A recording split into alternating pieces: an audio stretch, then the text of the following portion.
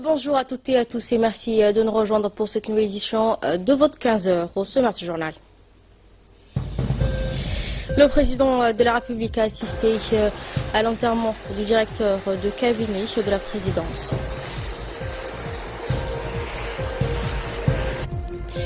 Également dans l'actualité, le ministère de la Communication célèbre la Journée internationale de la presse. Et aux nouvelles du monde, l'Union européenne mettra fin au contrôle des frontières au mois de novembre prochain.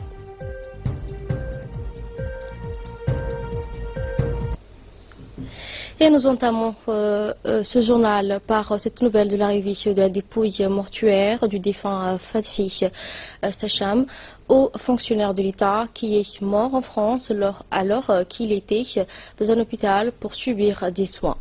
Le chef de l'État, Asman Marguerite, s'est déplacé en personne à l'aéroport pour l'arrivée du cercueil.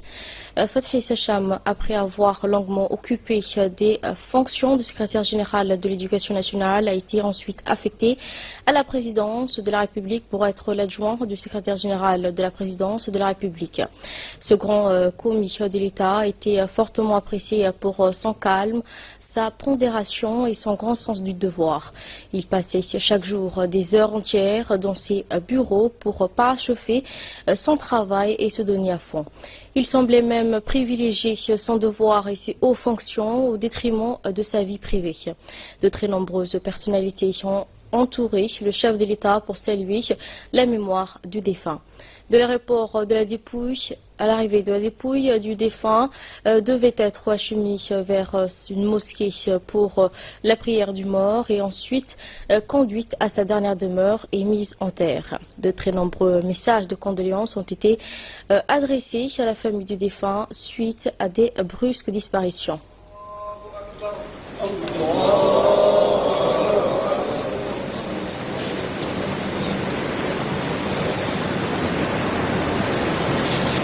الله أكبر الله أكبر السلام عليكم ورحمة الله السلام عليكم ورحمة الله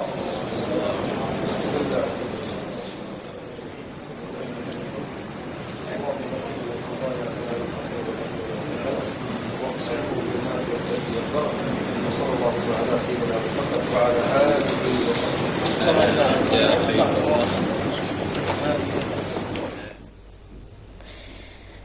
Quant au message de condoléances, la direction de la radio personnelle de la RTD s'associe à ces moments de chagrin, de douleur, exprime sa profonde compassion à la famille, aux proches du défunt.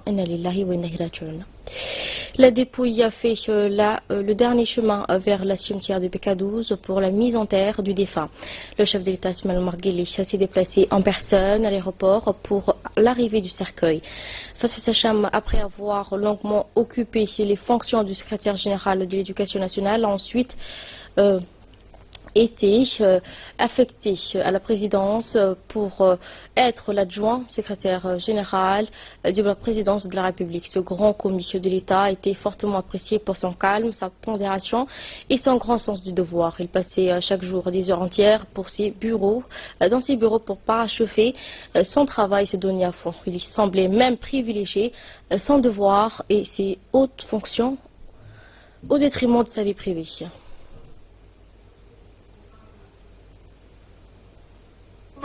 وبالإسلام دينا وبمحمد صلى الله عليه وسلم نبيا ورسولا ثبتك الله بالقول الثابت ثبتك الله بالقول الثابت يثبت الله الذين آمنوا بالقول الثابت في الحياة الدنيا وفي الآخرة يا أيتها النفس المطمئنة ارجعي إلى ربك راضية مرضية فادخلي في عبادي وادخلي جنتي اللهم اغفر له وارحمه وعافيه واعف عنه وأكرم نزله. Et autre nouvelle du pays, la conférence régionale de l'enseignement supérieur et la recherche a organisé conjointement avec le ministère de l'enseignement supérieur et le bureau régional de l'UNESCO poursuivi ses travaux de thèmes de réflexion. Cette conférence est ouverte hier au Campetski en présence du chef de l'État alors qu'il réunit les représentants de 13 pays d'Afrique de l'Est et de l'océan Indien. Ouvert officiellement par le chef de l'État djiboutien, M. Soumaïl Margueli, cette conférence va traiter de nouvelles filières de formation allant de la science et également de la technologie. L'interrogation est de mise comment les universités peuvent-elles combiner les sciences naturelles et la recherche en sciences sociales. En plus, on doit aussi regarder le fait que si on n'investit pas sur l'enseignement supérieur, ce sera difficile pour émerger. Et tous les pays dans nos sous-régions parlent d'émergence. Et émergence a besoin de savoir. Le savoir-faire, il a besoin de savoir scientifique, il a besoin de technologies. Donc, pour nous, UNESCO, c'est simplement à travers le ministre de l'enseignement supérieur, rassembler tous les experts dans notre région, parce qu'on a pas mal des experts, sauf qu'il n'y a pas la valorisation de nos experts. L'Afrique a des richesses, sauf qu'on n'a pas bien coordonné. Donc cette conférence, c'est de rassembler tout le monde pour dire, si on a des bonnes collaborations, c'est possible de faire de grandes choses. Et il y a des preuves ce matin. Le discours de Monsieur le Président était excellent. Si on a besoin d'être parmi les régions assez près d'engager sur le développement, on doit régler notre secteur d'enseignement supérieur. Et c'est tout. UNESCO n'a rien à faire. Pas l'argent pour donner, mais toujours avec les idées. Et si on a les idées, on peut rassembler tous les bailleurs. Et déjà, le ministre de l'enseignement supérieur ici au Djibouti a commencé. Il a les preuves. Ce n'est pas moi de dire. Donc c'est ça l'essentiel de cette conférence, pour rassembler tout et de montrer des bonnes pratiques et aussi de choisir certaines interventions clés pour aller ensemble. Effectivement, les interrogations mises en place sont comment les universités peuvent-elles combiner les sciences naturelles et la recherche en sciences sociales et humaines pour relever les défis et l'objectif de développement durable. Comment les universités de la région peuvent-elles collaborer pour permettre aux étudiants d'être bien formés pour relever les défis dans les nouveaux métiers et qui s'offrent à eux et peuvent assurer également la croissance du développement durable inclusif. Et comment également passer de l'accumulation de connaissances et de savoir-faire théorique à la pratique et une réelle productivité. Une maîtrise des techniques et des sciences passe par leur concrétisation. Après l'ouverture de la conférence, la directrice a bien évidemment dirigé une interview. Écoutons à présent le ministre de l'Enseignement supérieur, M. Nabil Mohamed Ahmed.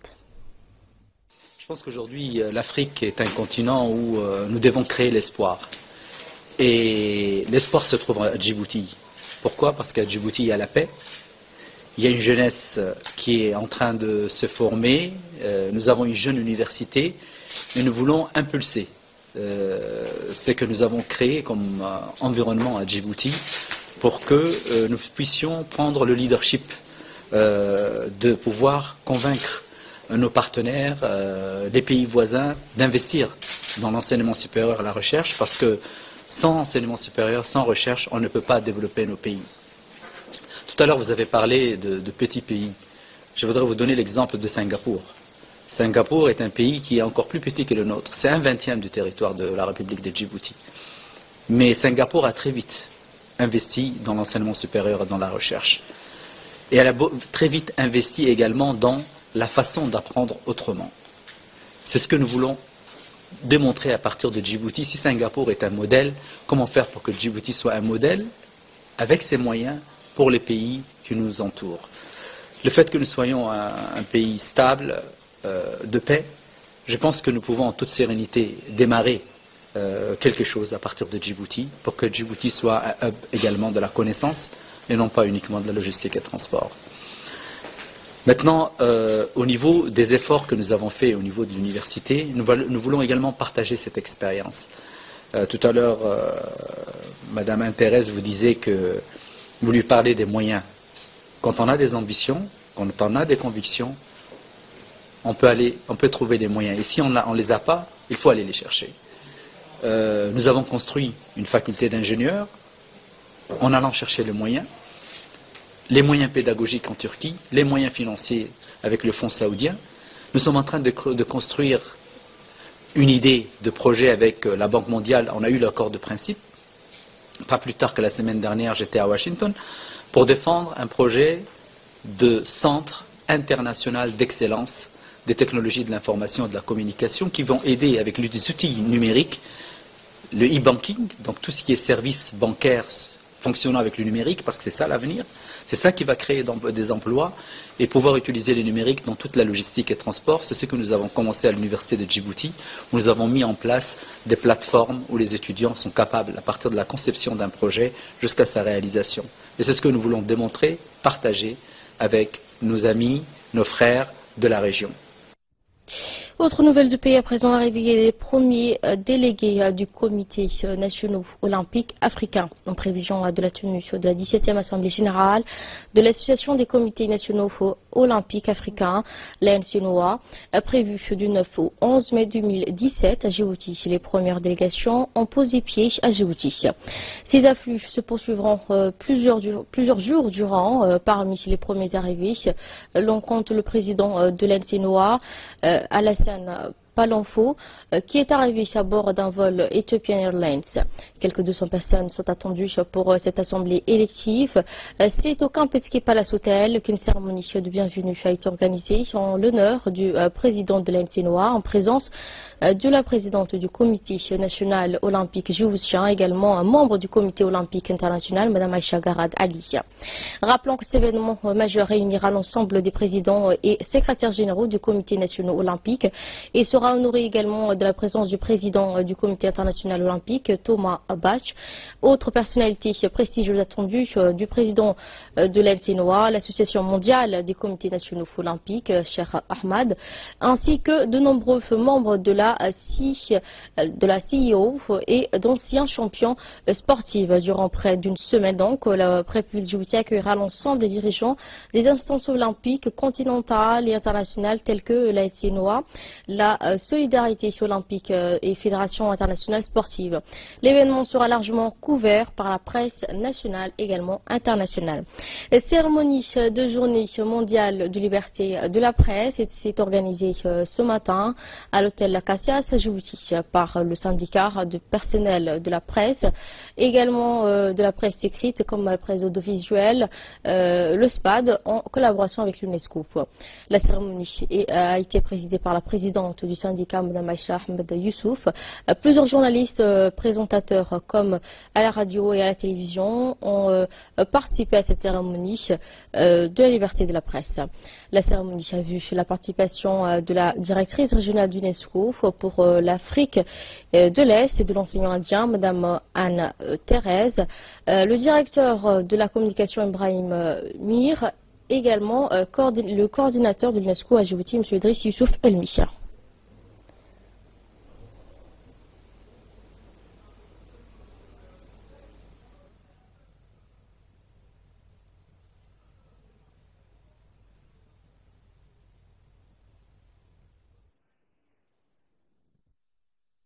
Je propose d'ailleurs d'écouter la directrice du bureau régional de l'UNESCO, Mme Anne Thérèse.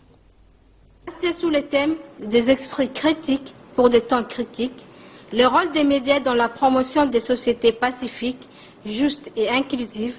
Cette journée que nous célébrons est pleine de sens, car elle s'inscrit dans un contexte mondial où la question des conditions de travail des journalistes devient récurrente et en constitue un problème réel pour l'exercice de la profession. C'est pourquoi cette journée nous permet de réfléchir pour stimuler le débat parmi les professionnels des médias sur les problèmes qui touchent la liberté de la presse et l'éthique professionnelle. Les journalistes et les professionnels des médias à Djibouti mettent ainsi, depuis quelques années, un point d'honneur à célébrer cette journée. Cette année encore, ils n'ont pas voulu déroger à la règle. Car cette journée constitue pour nous, grande famille de la presse, de se retrouver, d'échanger et tenter de développer notre organisation. C'est pourquoi cette année, en marge de la célébration de cette journée, nous avons programmé un certain nombre d'activités, dont un atelier sur le rôle du syndicalisme dans notre milieu professionnel. Ces 3 dernières années, le nombre de professionnels des médias a connu une augmentation assez importante. Il était donc d'associer et de fédérer tous ces jeunes autour des idéaux que nous partageons tous. Celui de voir les droits des journalistes respectés et préservés. Le SPAD, qui n'existe que depuis 4 années, tente d'apporter sa pierre à l'édifice afin de consolider les acquis en matière de liberté de presse. Mais nos actions ne peuvent se concrétiser que si elles sont accompagnées par les autorités et nous constatons des évolutions positives ces dernières années. Je vous propose à présent de suivre le discours du directeur de la communication. Aujourd'hui, Djibouti a fait un pas en matière de liberté de la presse. Le département du ministère de la Communication se réjouit de cette évolution. C'est le résultat de l'action de toutes les parties, celle des acteurs de la presse et celle du gouvernement. Il nous faut donc rendre hommage aux femmes et aux hommes qui font de notre presse un label de référence dont nous en sommes fiers. La liberté de la presse est une condition de la démocratie et de la bonne gouvernance auquel nous aspirons tous et toutes. Ce rôle est tout aussi important pour un ancrage réussi et fécond de la démocratie. C'est pourquoi il faut saluer le thème retenu cette année, à savoir des esprits critiques pour des temps critiques, le rôle des médias dans la promotion de sociétés pacifiques, justes et inclusives. La presse djiboutienne se doit plus que jamais de rester professionnelle pour, entre autres, consolider ses acquis pour un épanouissement accru des populations. Le renforcement de la démocratie doit donc être un leitmotiv. Messieurs et Madame, le gouvernement de Djibouti, à travers le ministère de la Communication, est conscient du rôle et de la place de la presse dans un état de droit. Il s'est engagé à offrir de bonnes conditions de travail et de vie aux acteurs des médias, en mettant notamment en place le statut particulier des personnels de la presse, dont l'application se généralise au fur et à mesure, et aussi l'établissement de la Commission nationale de la communication. Le mérite de ces avancées revient d'abord aux journalistes, aux techniciens, bien entendu aux syndicats aussi de la presse, et aux partenaires au développement, comme l'UNESCO, mais aussi et surtout grâce aux efforts de tous les acteurs du secteur. Ce matin, le Conseil régional de Tadjoura, sous la présidence de M. Omar Hussein Omar, a tenu une session ordinaire à laquelle on prépare les élus locaux du Conseil régional. De représentants de la société civile, des associations des femmes et de la jeunesse ont suivi ces travaux. Outre les comptes rendus, le président du Conseil régional, Omar Hussein Omar, a mis en relief les différents objectifs du plan de développement régional ainsi que la mise en pratique immédiate de la feuille de route établie par le ministère de la décentralisation. Ce matin, le Conseil régional de Tadjoura informe la population qu'un meeting d'athlétisme intitulé Marathon de l'Espoir, organisé sous l'égide du comité d'organisation des festivités du 40e anniversaire, se déroulera dans la ville de Tadjoura le 6 mai 2017. Le Conseil lance un appel aux participants. Venez massivement à cette compétition. Et de la notation dans la page nécrologique, nous avons appris avec tristesse la mort de feu Ali Sultan Ismail, survenu à Djibouti. Le défunt Ali Sultan Ali était âgé de 80 ans et était retraité de la police nationale. Il laisse derrière lui 69 enfants et 20 petits-enfants connus pour son intégrité et son civisme. Il était le père de l'actuel directeur de la disette Idriss Ali Sultan. L'ensemble des personnels de la radio-télévision Djibouti et également la direction adresse ses condoléances les plus attristées à la famille de défunt. Inna lillahi wa inna ilaihi raji'un. Également un autre avis de décès, c'est avec beaucoup de tristesse également que nous avons appris la mort de Madame Khadija Kawaliye Waïs, survenue hier à Sévillé. Feu Khadija Ali Waïs a laissé derrière elle 5 enfants et 40 petits-enfants. La défunte était la tante maternelle de notre confrère Mohamed Ali Kharri. Le personnel et également la radio-télévision Djibouti lui adresse ses sincères condoléances dans cette épreuve de tristesse et de la Inna lillahi inna ilayhi raji'un. Et nous passons actuellement à l'actualité hors de nos frontières. Schengen, l'Union européenne mettra fin au contrôle de ses frontières au mois de novembre prochain. L'Union européenne mettra fin au contrôle de ses frontières au mois de novembre pour l'espace Schengen, supprimant d'ici 6 mois la dérogation exceptionnelle accordée aux 5 pays européens contrôlés à fort afflux migratoire. Bruxelles a donné son accord également l'Allemagne, l'Autriche, le Danemark et la Suède. Norvège pour une nouvelle prolongation des contrôles, mais ce sera la dernière fois, a prévenu ce mardi le commissaire européen de la migration Dimitri.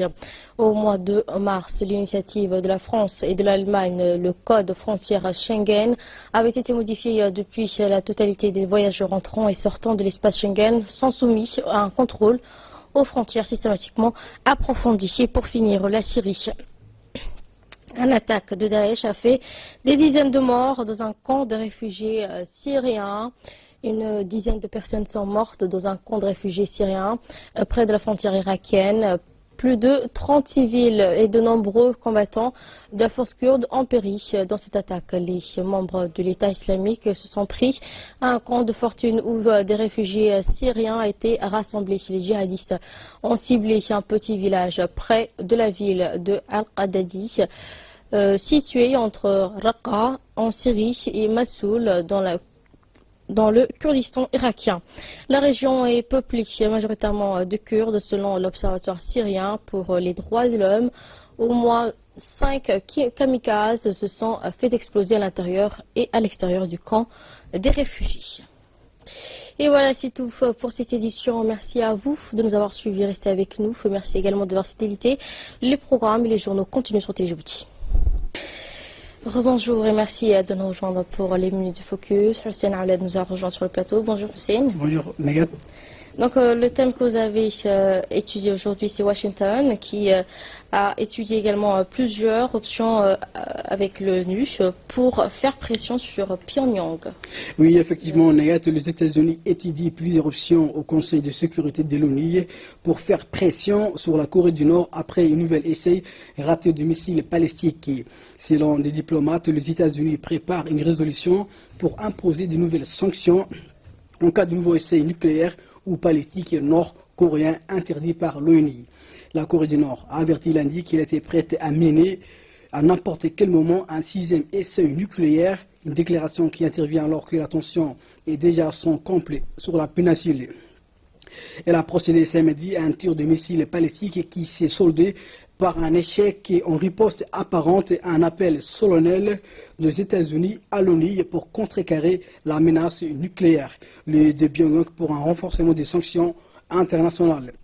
Le régime a réalisé depuis 2006 5 essais nucléaires, dont 2 en 2016, et les spécialistes s'accordent sur le fait que le régime, l'un des plus isolés au monde, a fait des progrès vers la réalisation de son objectif qui est de se doter des missiles nucléaires intercontinentaux susceptibles de frapper le sol continental américain. Les conseils de sécurité imposaient depuis 11 ans 6 séries des sanctions à l'encontre de Pyongyang dont dès l'an dernier qui visaient à faire davantage de pression sur le régime en privant des financements de ses programmes militaires. Au conseil de sécurité donc vendredi, le secrétaire d'État américain Rex Tillerson a appelé tous les pays à réduire ou rompre les relations diplomatiques avec la Corée du Nord et à imposer des sanctions ciblées contre des entités ou des personnes soutenant les programmes militaires nord-coréens. Washington veut surtout négater que la Chine soit plus sévère avec son turbulent voisin et allié. La Corée du Nord. Donc, merci Hussein pour ces éclaircissements. Merci à vous de nous avoir suivis. Restez sur Téléjournée. Les journaux continuent.